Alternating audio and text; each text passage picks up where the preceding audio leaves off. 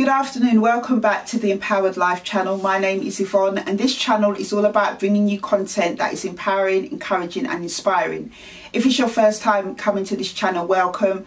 Be sure to check out my other videos. If you like what you see, hit the thumbs up button and subscribe to my channel so that you can be notified of any new uploads that I do. I hope to share my journey with you. I do book reviews on this channel also, and I share the books I read in case you want to check them out yourself. So basically this is a book review today. This book is How to Be an Overnight Success by Maria Hatzistefanis. I think that's how you pronounce her name. Even she says that people have trouble pronouncing it, so no disrespect to her. I'm going to call her Mrs. Rodial. She is founder and owner of Rodial skincare, and it is more like a luxury skincare range. And this book is really about her journey, her entrepreneur journey to where she is now. When I saw the title of this book, How to Be an Overnight Success, I thought, really?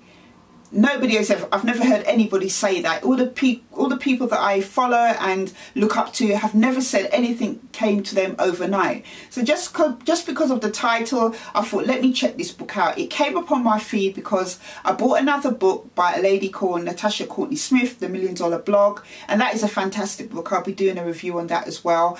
And you know, I'm a big fan of books that are like this. Black, white and gold coloured books, sophisticated, classy looking books. I love a classy looking book. I'm yet to pick up a book that looks like this that I've not enjoyed reading, but who knows, I probably will come undone one day in the future. But in the meantime, I'm a sucker for books that look like this, and because of the title I just figured I would buy it.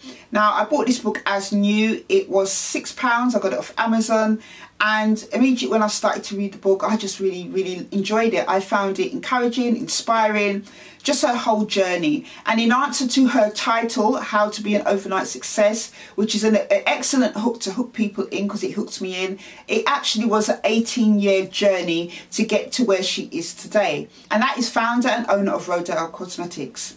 Her journey, her passion started from a young girl. She was greatly influenced by her grandmother. She says her grandmother was a source of inspiration for her. They used to make skincare products together, like soaps and creams and stuff, and you know, she took great delight in doing these things with her grandmother. She also really loved fashion. She had a passion for fashion, and you know, as a young girl she'd buy all the magazines in the shop, you know, and think about looks to put together and everything. And when she was about 17 years old, she decided, or in her teens, she decided she wanted to try and see if she could get some working with a fashion magazine, and she decided to pick 17 magazine, and she wrote to them and said to them, you know, she'd like to come and do some work for them as a journalist. Said she wrote to them, she didn't expect anything to happen, but lo and behold, they got back to her, and that was the start of her freelancing work for them as a fashion journalist. What I love about this book is her encouragement and her honesty about her experiences. For instance, I don't know many people that would share that they've actually got fired from a job, and she actually shares that she got fired from a job in her book. And I just thought that was really a really honest thing to do, because she didn't have to share that. You know, some people, I find that when they're sharing their journey of where they get to where they are, they don't really share it with transparency, and she does that with her own journey, her own story. And she shares that, you know, she moved from her country, she came over, she went to New York, because New York is where big things happen. She studied there, did her degree, and after that she was thinking about what she wanted to do, but in the meantime she decided to get a job working for a bank. And you know, she thought it'd be all like glamorous and Prada and Gucci and stuff, and it was, but she wasn't fulfilled and she wasn't happy, and it really wasn't what she wanted to do. You know, she had to work long hours and do different things. And I chuckled a little bit when I read that, because I thought to myself, I also worked for a bank in my 20s. And when I was a young girl in the care system, I always thought, yeah, I was going to be some big stockbroker or work in a bank. And I did end up working in a bank, and actually I did my work experience at 15 years old working in a bank, and it was far from the glamorous lifestyle that, you know, sometimes we feel comes with working in a bank. I enjoyed aspects of working in a bank, but there were other aspects I didn't enjoy, so all that glitters isn't gold.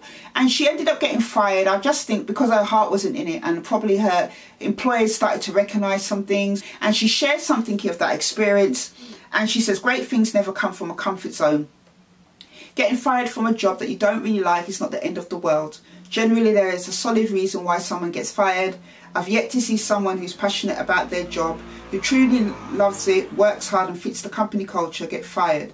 And that is so true, because what I have found along my own experiences, there is a company culture, there is cliques, there is if your face fits, there is, it's it's not about what you know, it's about who you know. All these things in all the companies that I worked for, definitely this is something that was definitely evident. It's true, you know, if you're passionate about your job and you're fitting all the company culture and everything, you know, you won't get fired from the job. But obviously, if you have other things in your heart, desires and dreams, like to become an entrepreneur like Mrs. Rodial, or an aspiring entrepreneur like me, you'll find that working for employers and doing all these different things, you know, you start to get itchy feet a lot of the time. At the end of each chapter, she shares what she calls overnight success secrets, and really all that is her sharing advice about a certain stage of life that you may find yourself in. She gives little tips, she gives little nuggets of advice, she shares her wisdom, and I actually really enjoyed her little overnight success tips at the end of each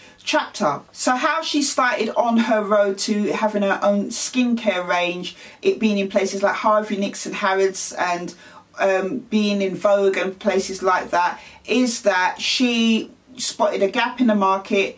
She went to beauty fairs and different things like that, and one thing about her, she researches everything she does. From very young you can see that she was like that, whether that is the magazines or skincare products and finding out what goes with what. You know, she's somebody that likes to research and explore things, and she spent 6 months and £20,000 of her money putting it into her new business. She worked with a chemist because she was looking around for the right chemist. She worked with a French chemist putting together these ingredients, and basically she said she had like a vision in her head of what she wanted and how it should be, and she worked at executing that vision through the chemist, through branding agency. And that's something else that she does share in her book, about starting with what you have. And I love that. I love the fact that she shares that, because I think sometimes there is this misconception about when you start as an entrepreneur that you're to have loads of money, that you have a big budget, that you have a team of people, and it is so not like that.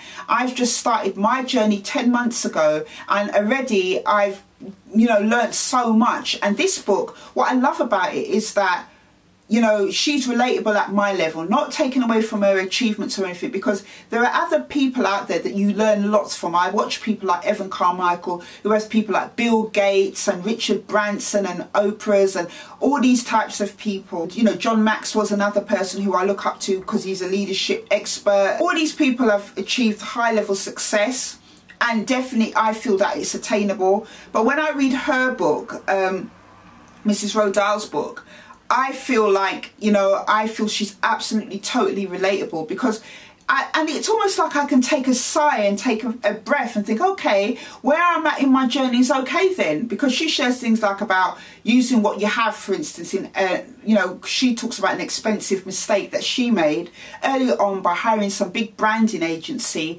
to capture her vision of what she wanted, and they didn't do a good job. And she learned from that actually she's the one with the vision. She should try and get that out herself first. She could have spent that money elsewhere. And she's talking about using what you have now and not worrying about the big budgets and the big team and everything. She talks about how she started off as a one-woman band doing everything herself.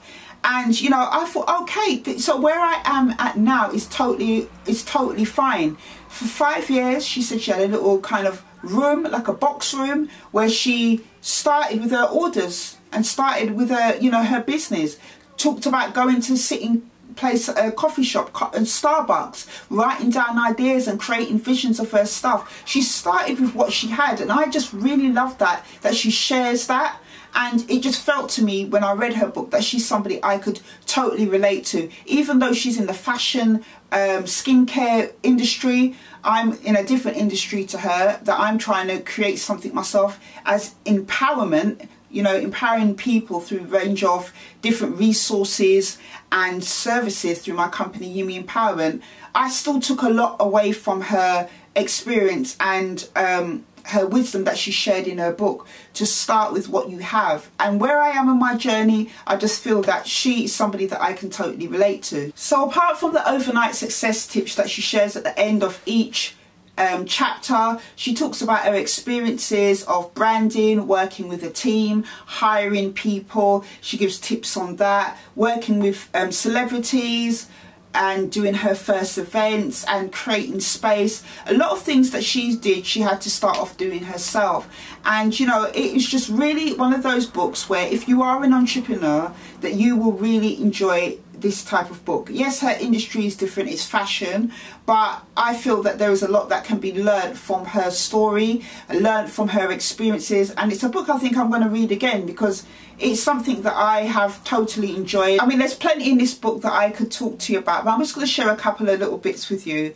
In the book, she also shares about the question that she gets all the time about how she stays motivated, and she shares what gets her out of bed and keeps her motivated and going throughout the day.